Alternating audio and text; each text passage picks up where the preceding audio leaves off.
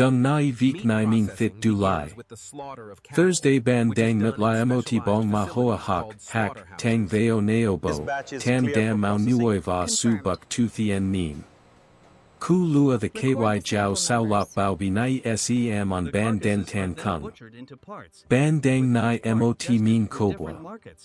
Vine got qua thit, chut ke non qua sam set lon toa tren dao luoi, mot cam giak thoa man tuet doi. En hung koanda, he dung lai mot nip. Ban ko bao geo rung min tu hoi, Thursday ban dang nai tuk su den tu dao vada tre qua en hung gi. Dung voi vera trong dao buk tran dong ke yen e voi en hung chubwa thong dong gam ko dui on hong hon lang man. Giant min ten mong di.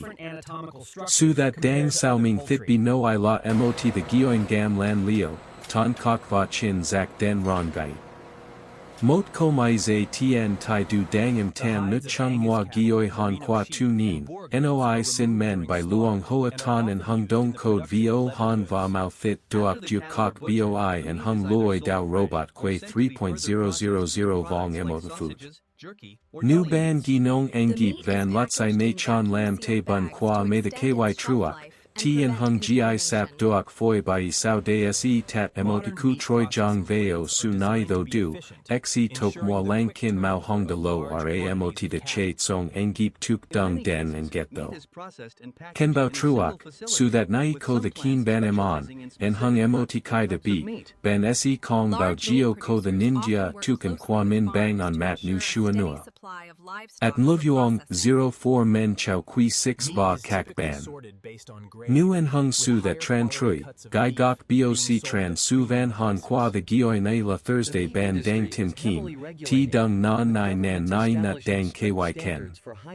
Su ung ho qua kak ban chin la gon lua de chung tua tip tuc dao sao va mang den en hung video kaith let han nua trong tuong lai.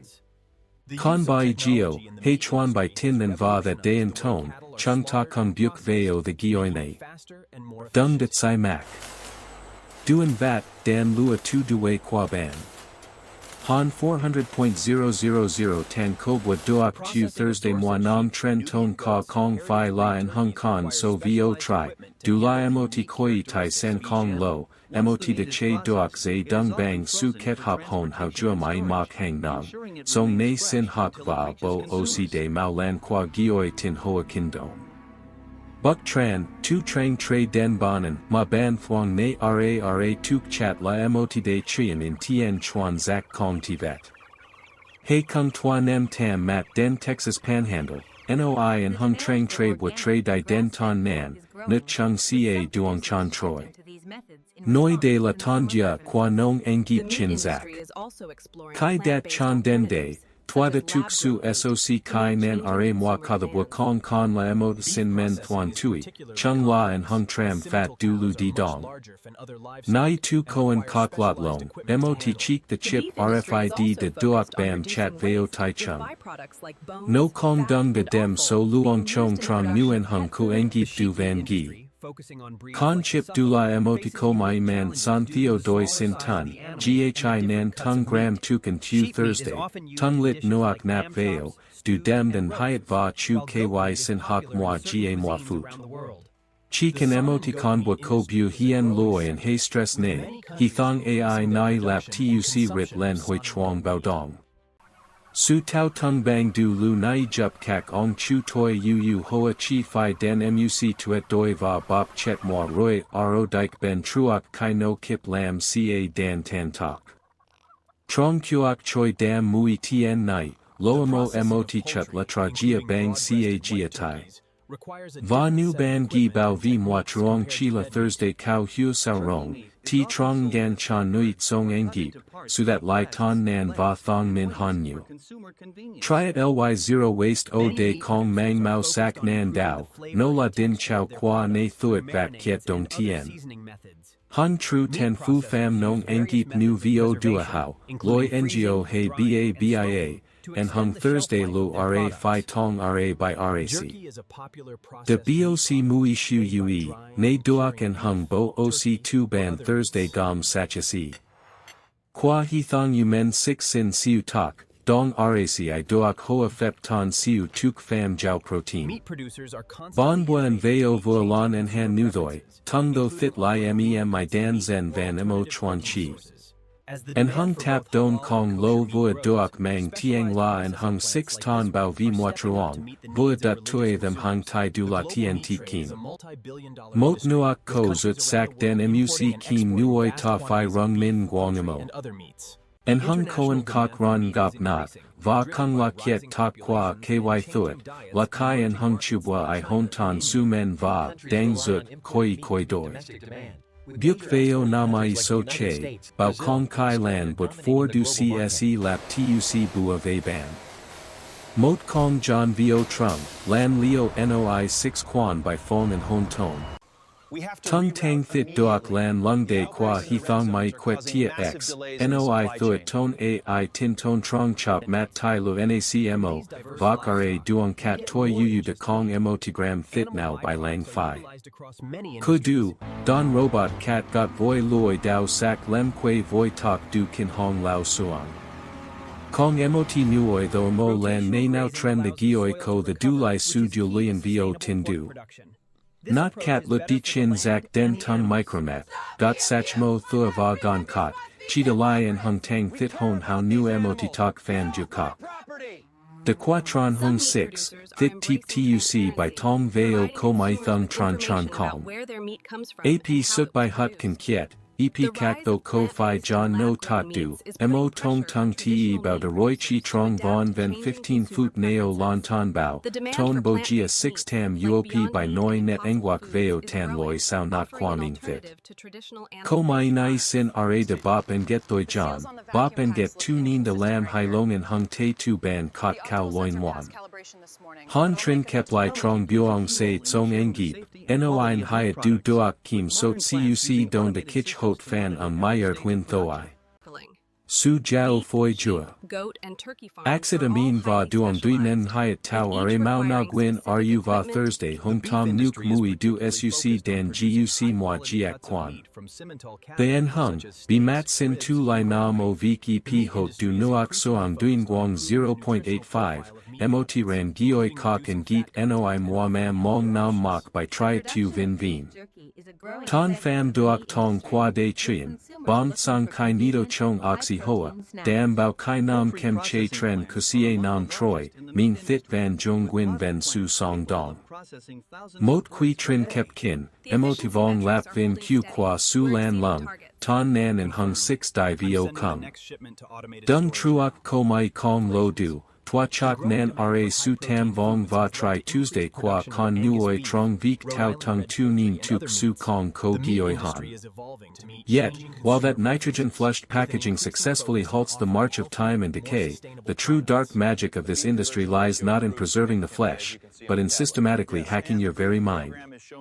You tear open that rustic-looking bag, greeted by the rugged imagery of a lasso-twirling cowboy and the bold promise of authentic hickory smoke, completely unaware that you are stepping into a meticulously designed cognitive trap. The sensory experience you are about to undergo has nothing to do with culinary tradition and everything to do with corporate neurobiology. Let me shatter the illusion right now: there is no smoldering fire of hickory wood out back, no patient pitmaster tending to the meat through the long, quiet hours of the night. That intoxicating, campfire aroma that hits your olfactory receptors the second the plastic seal is broken is a laboratory-born ghost. It is liquid smoke, a potent chemical cocktail synthesized in sterile vats by condensing the exhaust of burning wood chips, stripping away the tar, and distilling it into a highly concentrated, easily weaponized spray. It is then atomized over the meat by soulless mechanical nozzles, coating millions of pieces a day with a uniform, inescapable nostalgia. But the deception does not stop at your nose, it plunges straight into the deepest, most primal reward centers of your brain. The industry employs armies of food scientists, not chefs, whose sole purpose is to locate and exploit your bliss point. This is the exact mathematical intersection of salt, sugar, and fat that triggers a euphoric rush of dopamine, short-circuiting your brain's natural signals of fullness and leaving you a slave to the craving. They do not just season the meat, they weaponize it. The savory, meaty depth that makes your mouth water isn't just the natural essence of the beef. It is an aggressive, calculated bombardment of glutamates, yeast extracts, and hydrolyzed soy proteins, compounds designed to aggressively stimulate your umami receptors until they practically beg for more. They drown the meat in high-fructose corn syrup and maltodextrin, disguising the cloying sweetness beneath layers of synthetic chili extracts and isolated spice resins. You think you are tasting the wild, untamed spirit of the American West, but what you are actually tasting is a spreadsheet.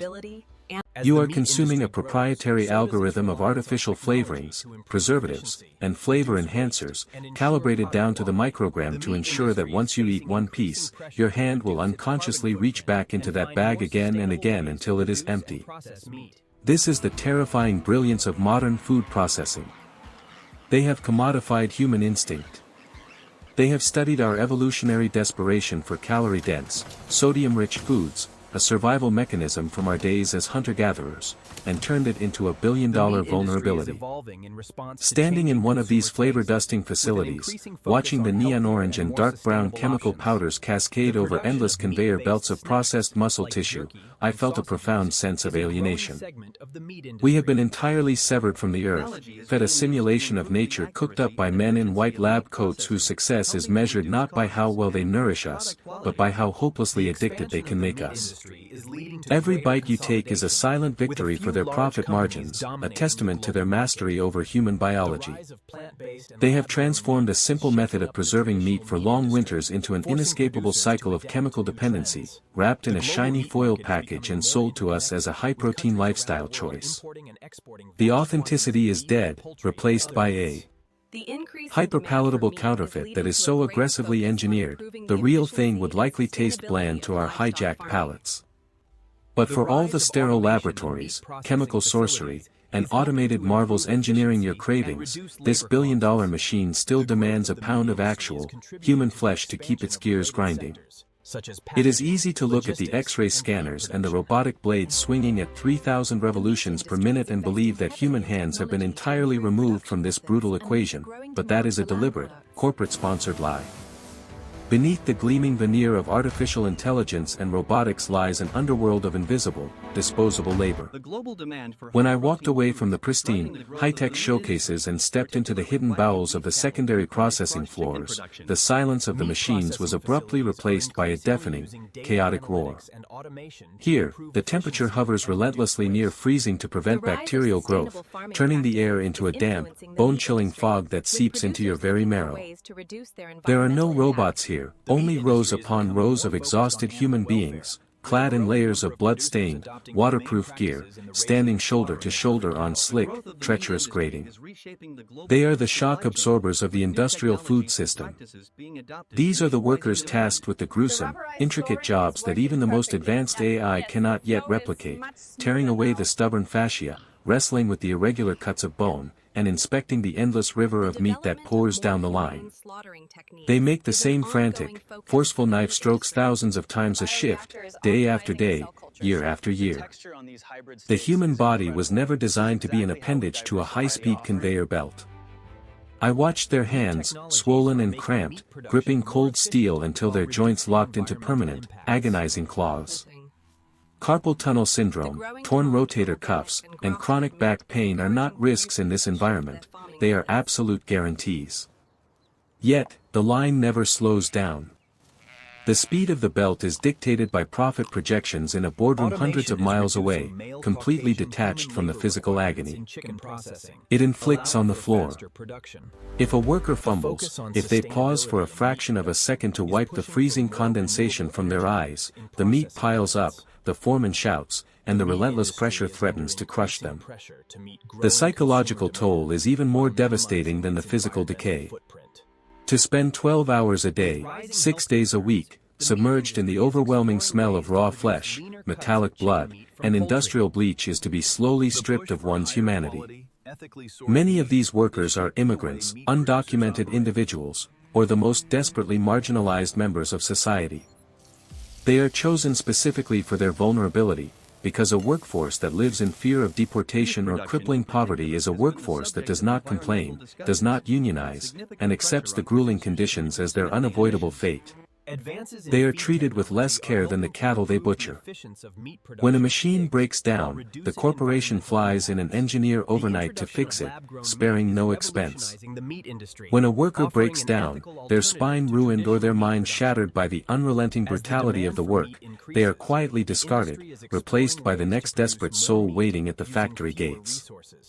Standing in that freezing, deafening room, the sheer hypocrisy of the system hit me like a physical blow. We champion the affordability and convenience of our modern food supply, completely blind to the fact that this cheapness is subsidized by human suffering.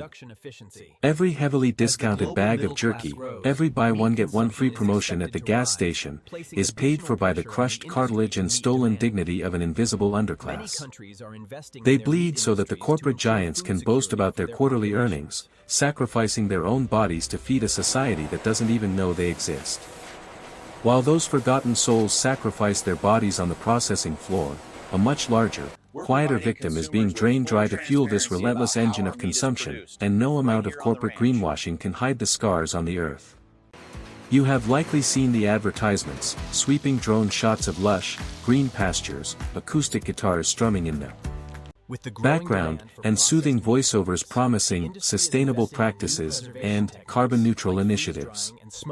It is a beautiful, comforting narrative, and it is almost entirely fabricated.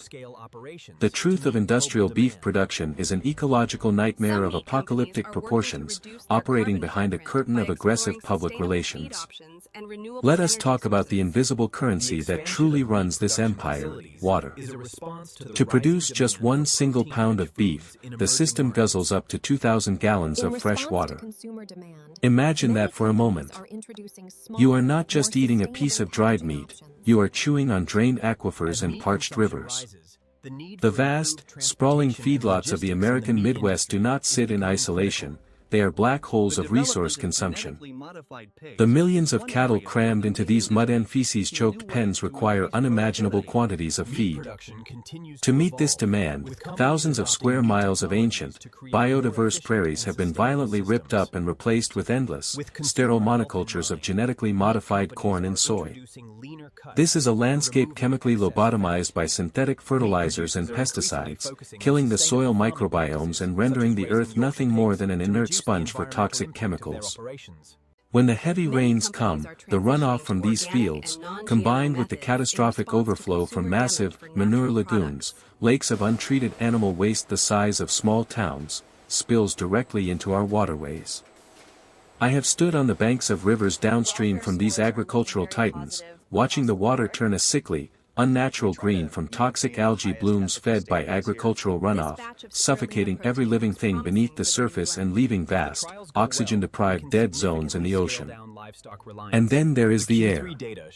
The industry desperately tries to downplay its role in climate change, pointing fingers at fossil fuels while quietly pumping millions of tons of methane, a greenhouse gas exponentially more destructive than carbon dioxide, into the atmosphere.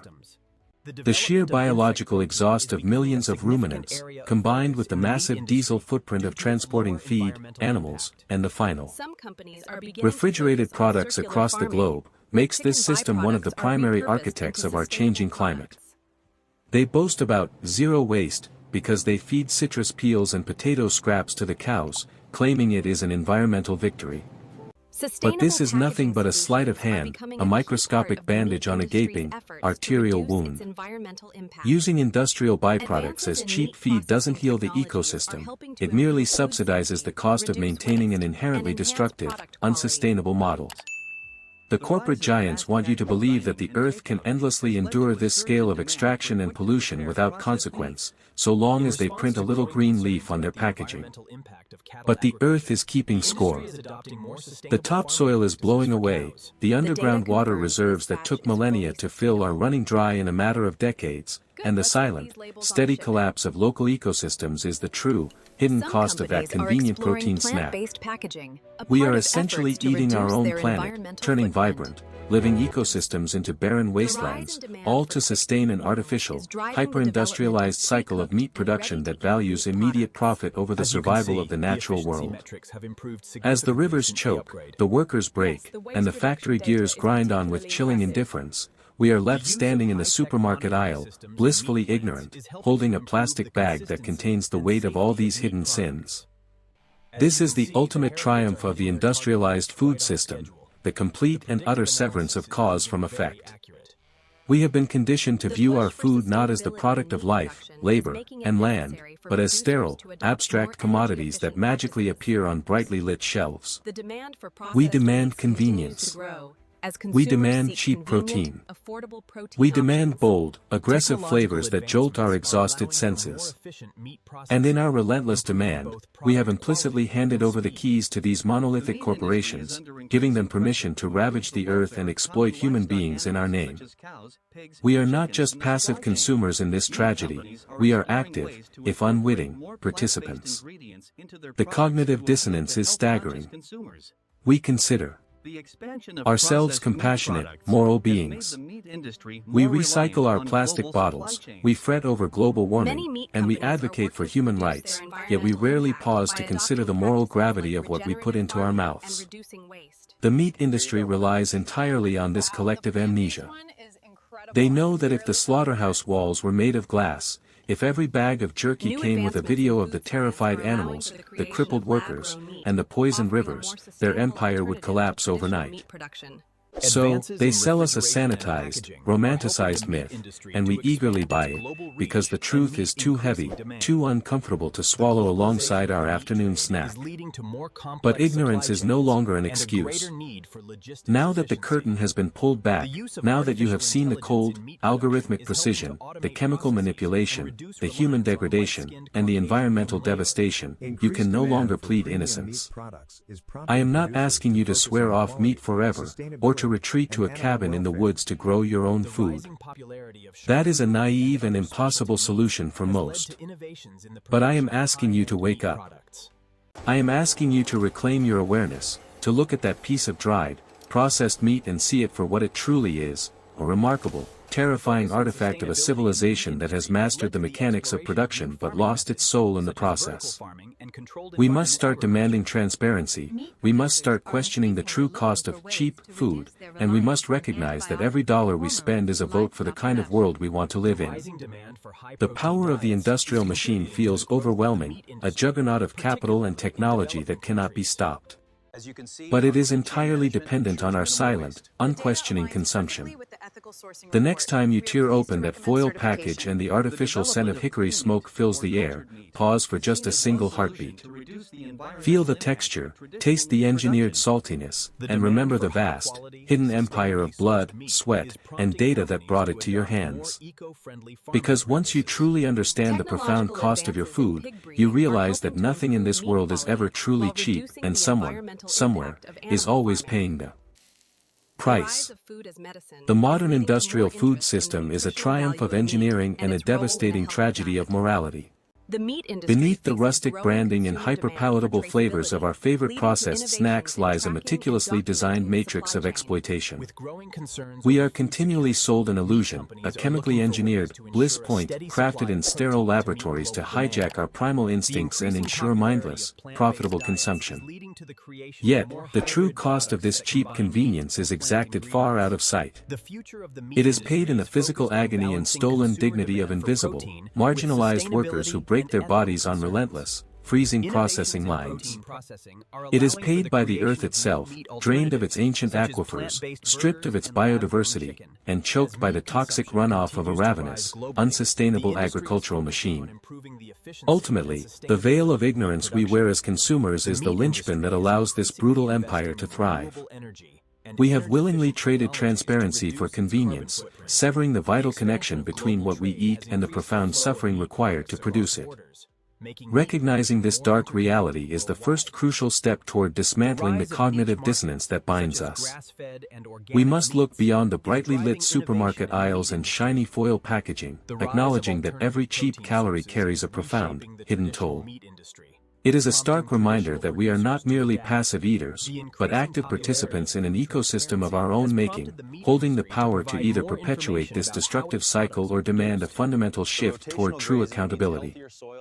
True convenience does not exist, it is merely the outsourcing of suffering to someone or something else. The most dangerous ingredient in our food supply is not a chemical additive, but our own disconnected ignorance. When we separate the product from its process, we surrender our power and our morality to corporations that prioritize profit over people and the planet. Break the cycle of mindless consumption by stepping out of autopilot at the grocery store. Start by reading the ingredient labels on the back of the package, refusing to accept the sanitized marketing claims on the front. Gradually replace heavily processed snacks with whole foods to reset your palate and break free from engineered chemical dependencies. When you do purchase meat or other agricultural products, actively seek out local farmers or transparent supply chains that verify ethical labor conditions and regenerative land practices. Remember that your dollar is a direct vote for the systems you want to uphold. Spend it intentionally. What is one everyday processed food you currently enjoy that you might now view differently after learning about the hidden costs behind it? Please share your thoughts and perspectives in the comments section below so we can build a conversation and learn from each other. If you found this deep dive valuable, please subscribe to the channel. Your support gives us the motivation to keep uncovering the truth and creating high-quality, thought-provoking content for you.